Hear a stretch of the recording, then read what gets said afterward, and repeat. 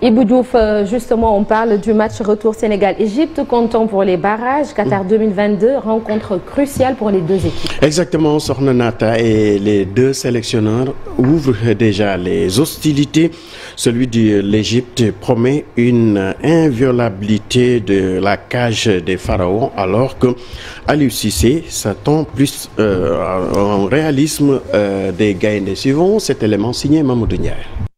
Sénégal-Égypte, le match est lancé. Le sélectionneur du Sénégal reconnaît que son équipe doit améliorer son animation offensive pour marquer des buts, surtout face à une équipe qui défend bien. Nous devons encore plus nous améliorer, donc marquer plus de buts, être encore beaucoup plus efficace, être plus proactif. On s'est créé des occasions, mais comme je le dis, il n'y a toujours pas ce pied-là, ou bien ce bras-là, ou bien cette épaule-là qui le fera franchir de la ligne de but. Donc ça fait 2 matchs qu'on joue face à cette équipe-là, on ne marque pas de but. Donc notre objectif aujourd'hui, c'est de marquer un but, tout en sachant que là, c'est demain.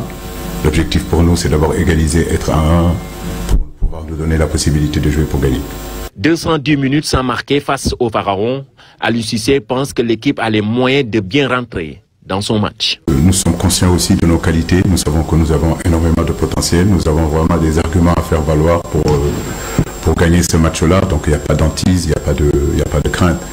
Mais effectivement, le temps aussi joue contre nous, et je crois que c'est surtout le temps notre premier ennemi. Ceci étant, il ne faut pas non plus partir la fleur au fusil et faire n'importe quoi. Revenir au score, ça peut se faire très rapidement ou pas. Ça peut se faire à la 50e minute, ça peut se faire à la 95e minute aux arrêts de jeu. L'essentiel, c'est qu'on revient dans ce match-là, qu'on puisse espérer, si vous voulez, jouer un deuxième match qui nous fera gagner.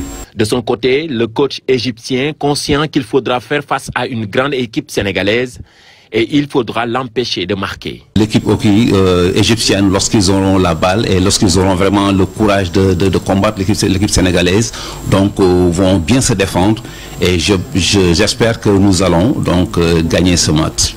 En tout cas, donc le meilleur va gagner ce match. Ok, thank you.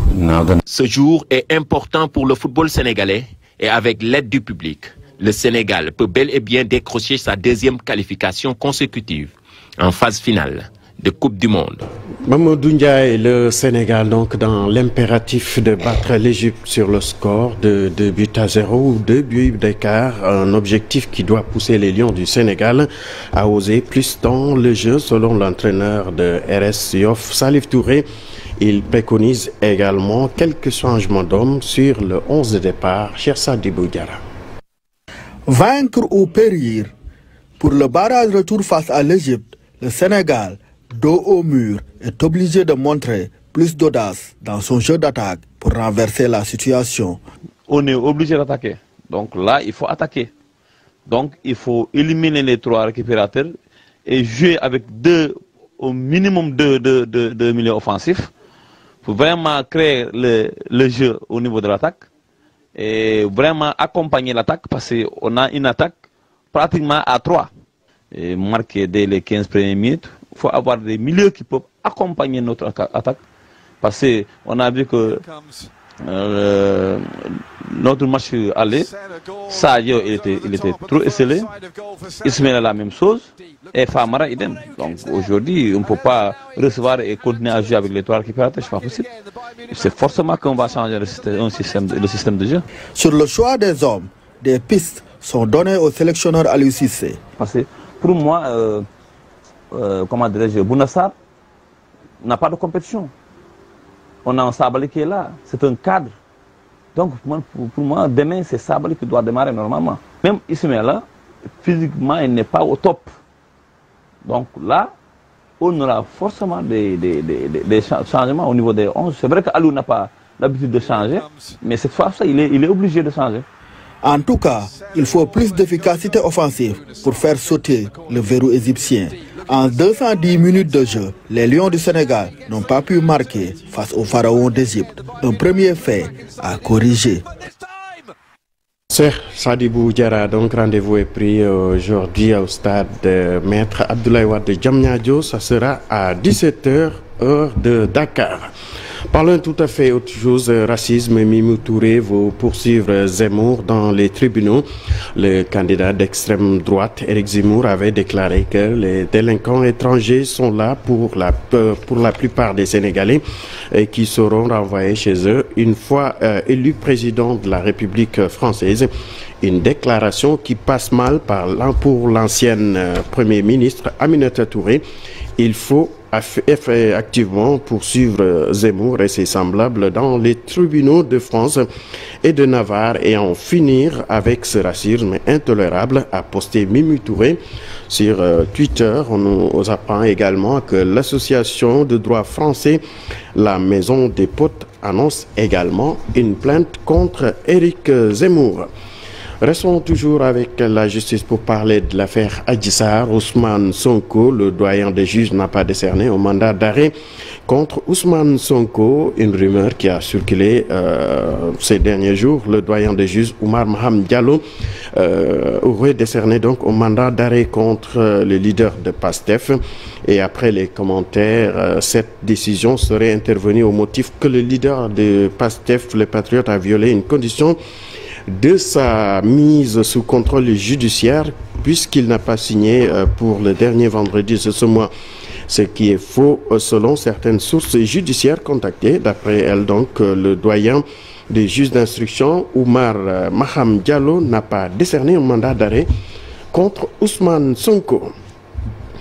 Journée portes ouvertes à l'université Cheikh Anta Diop de Dakar, des journées qui s'inscrivent dans le cadre de la célébration du parrain de l'université prévue le 31 mars prochain. Au programme des panels et des expositions sur la vie et l'œuvre de Cheikh Anta Diop, mais aussi des activités scientifiques et artistiques pour cette édition. Le hackathon concerne les langues Peul et Wolof. Les journées portes ouvertes de l'IFAN seront également l'occasion de faire découvrir les collections historiques et scientifiques et naturelles de l'IFAN.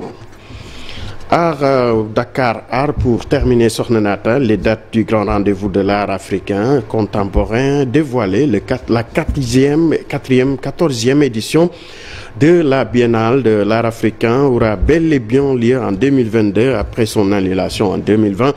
Elle est programmée donc du 19 au 21 juin 2022. L'exposition officielle se décline autour du triptyque créé, imaginé et inventé, appelé aussi Dakar. Elle est considérée comme l'une des principales manifestations d'art contemporain africain. Dans un communiqué rendu public, la direction de la Biennale, les autorités compétentes rassurent qu'elles travaillent pour relever le défi de l'organisation. Sornenata.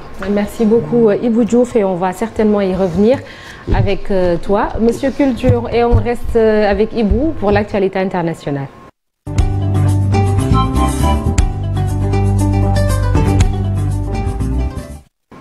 Et on parle, Ibou Diouf, du 34e jour de l'invasion de l'Ukraine. Le bilan est estimé à 5000 morts à Mariupol. Exactement, Sornenata, au 34e jour de l'invasion de l'Ukraine par la Russie. Ce mardi, des négociations s'ouvrent à Istanbul, tandis que Volodymyr Zelensky réclame des sanctions plus fortes contre la Russie. Les Ukrainiens affirment avoir repris Irpin, mais la situation inquiète à Mariupol, où au moins 5000 personnes seraient mortes.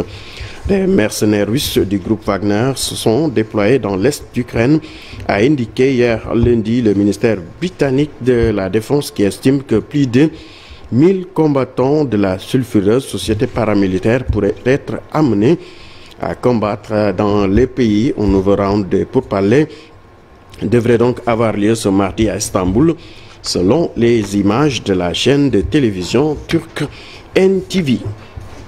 République démocratique du Congo, l'armée congolaise affirme avoir capturé 2 soldats rwandais. L'accusation couvrait depuis plusieurs jours. Le sujet avait même été évoqué au plus haut niveau entre les présidents Tshisekedi et Kagame. La République démocratique du Congo affirme et maintient que le Rwanda soutient la rébellion du M23, un mouvement défait pourtant voilà une décennie mais qui refait surface. Hier, de nouveaux affrontements se sont produits. Le M23 aurait attaqué des positions de l'armée congolaise Le FARDC affirme avoir arrêté 2 soldats rwandais dans l'opération de riposte. Au Mexique, 6 frères et sœurs âgés de 6 mois à 11 ans sont morts brûlés après que la maison où ils se trouvaient a pris feu dans l'état d'Oaxaca, dans le sud du Mexique, a indiqué le bureau du procureur général. La maison donc où se trouvaient ces enfants a pris feu, occasionnant donc ce drame. Au Brésil, le président Bolsonaro hospitalisé après un malaise. Le président donc du Brésil a été admis hier lundi soir dans un hôpital militaire à Brasilia pour réaliser des examens après s'être senti indisposé selon la presse locale. Pour rappel, Jair Bolsonaro donc est âgé de 67 ans et avait reçu un couteau dans l'abdomen pendant un bain de foule lors de sa campagne présidentielle de 2018. Il souffre depuis de problèmes intestinaux récurrents. Et en sport, Sornenata, pour terminer, cyclisme, Binyam Girmay entre dans l'histoire en remportant le Grand Velgem dans une grande première de l'histoire du cyclisme. L'Érythrien, donc âgé de 21 ans, a remporté dimanche ce classique en Belgique et devient le premier coureur d'un pays africain subsahárien à s'imposer sur une classique flandrienne. C'est aussi la première victoire pour la formation belge Intermarché Wanty Gobert Matériaux sur une épreuve de World Tour. Sornenata. Merci beaucoup Ibou Diouf. Rendez-vous tout à l'heure pour d'autres actualités. Ce sera sous forme de brève. Tout de suite, la une des